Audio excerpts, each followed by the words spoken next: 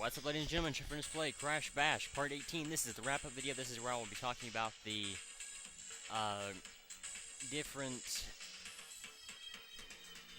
uh, trivia, facts about the game, lesser known facts about the game, and everything like that, and just what I usually do. If you're familiar with how I do my usual end project things, you will know what I do with the channel, or you'll know what I do after I get done with a Let's Play completely. After I get done with a game, you usually beat the story, or in this case, go after the relics or whatever. I'll usually talk about the trivia and information and all that kind of stuff. But anyway, so I'm going to this just so that you can listen to the music of it. So while I do this, because the warp room music is pretty annoying, so I'm going to go ahead and talk about the trivia now. For this game, since I've already covered all the levels, I won't go to each individual level since there wasn't a whole lot there.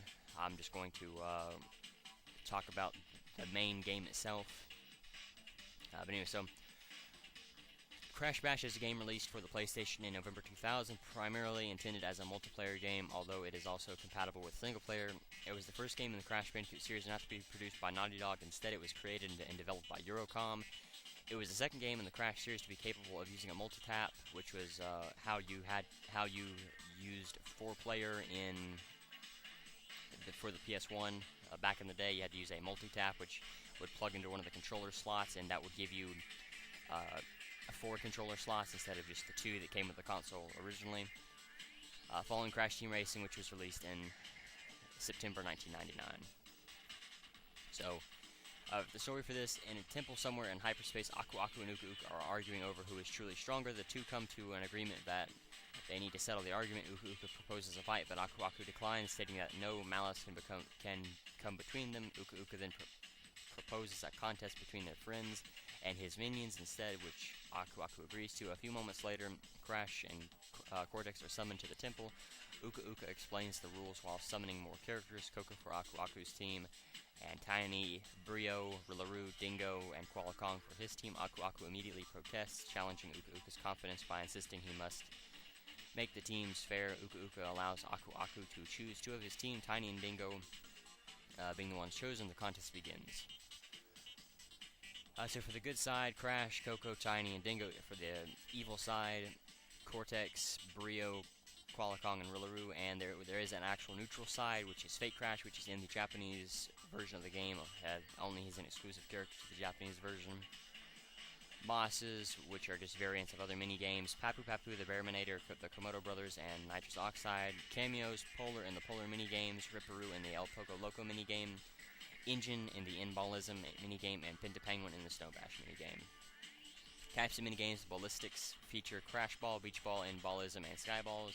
The Polar Push features Polar Panic, Tilt Panic, Melt Panic, and Manic Panic. The Pogo Pandemonium has Pogo Painter, Pogo Agogo, El Pogo Loco, and Pogo Padlock.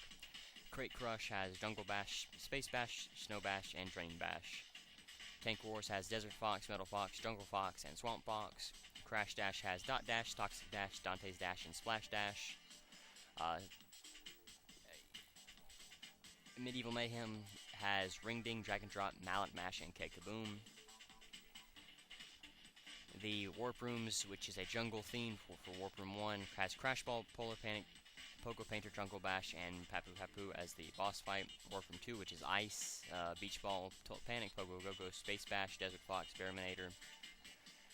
Warp Room 3, which is a mine themed, which has Inballism, Melt Panic, El Pogo Loco, Snow Bash, Metal Fox, Dot Dash, and Big Bad Fox, which is the Komodo Brothers. And Warp Room 4 is the Forest. It's like a forest themed, which has Skyballs, Manic Panic, Pogo Padlock, Drain Bash, Jungle Fox, Toxic Dash, and Ring Ding, and Oxide as the boss. And Warp Room 5 has Splash Dash, Drag and Drop, Mallet Mash, Swamp Fox, K-Kaboom, and Dante's Dash.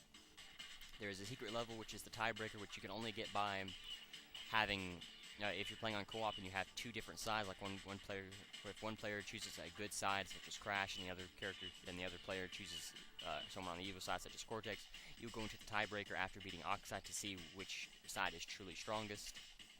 Of course, I didn't show that here, but What can you do? But anyway,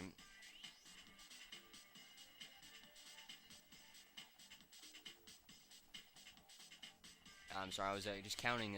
Warframe 4 actually has the most levels in it with 7, and Warframe 5 only has 6 in it.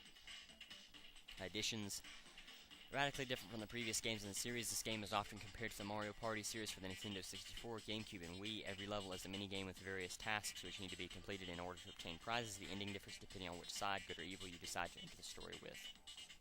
Reception. This game was mixed due to the dropping off of Naughty Dog from the project. They would later go on to create the Jak and Daxter series. The graphics were degraded from Crash Bandicoot 3 Warped, and thus the game was all in all received with mediocrity.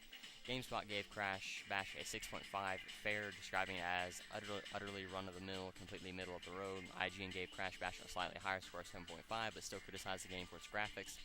Despite this, who knows what reception, the game was very popular among the fans.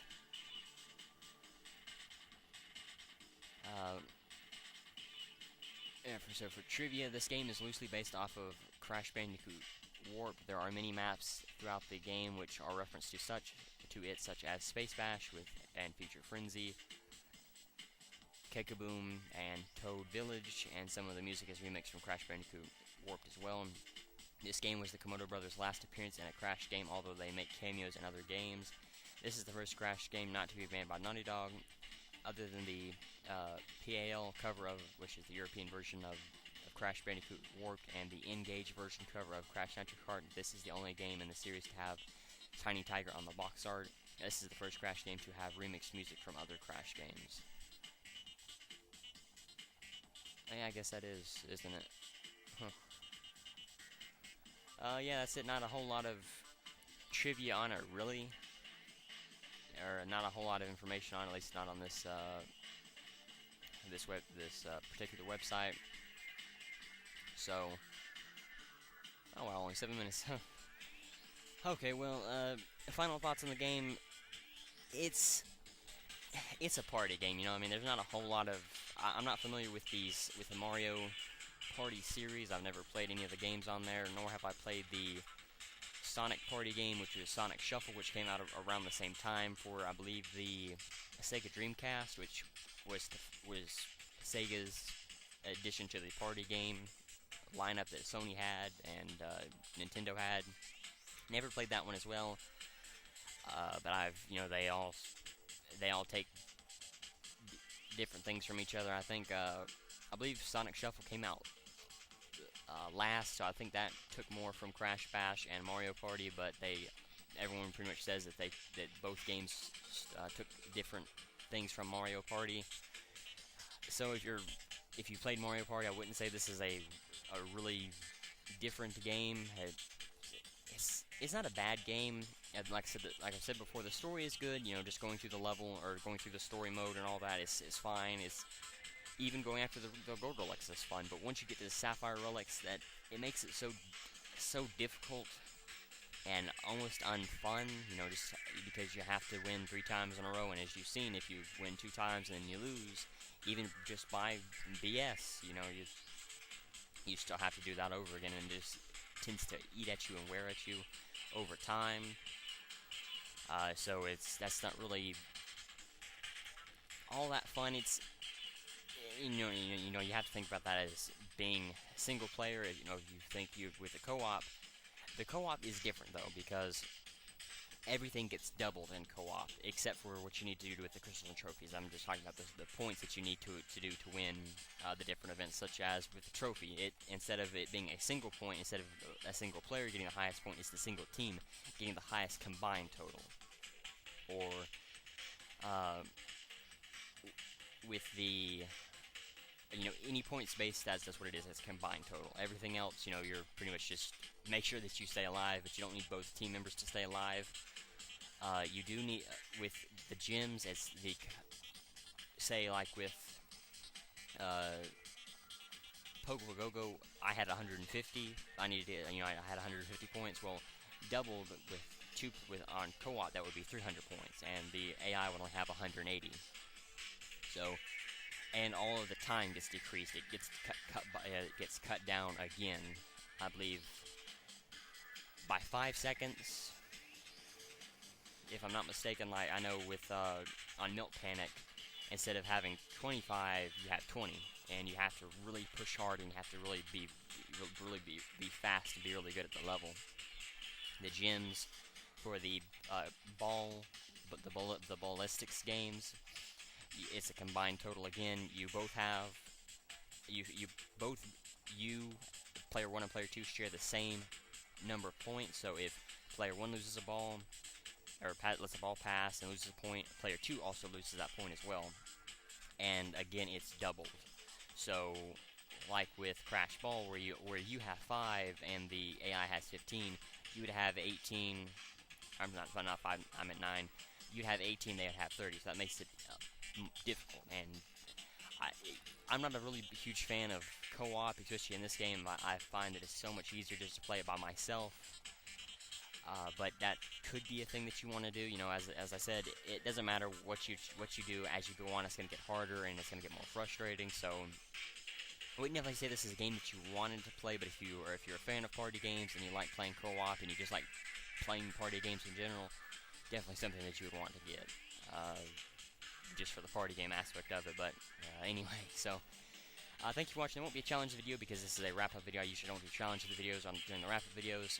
I want to thank you for watching. Next time we will be doing, for the next project I will be doing is Crash the Wrath of Cortex, which is the next Crash game that was made and the first Crash game to be made in the series. I guess recently in the series when that game came out, but I'll talk about all that once I get to it. So again, thank you for watching. Until next time.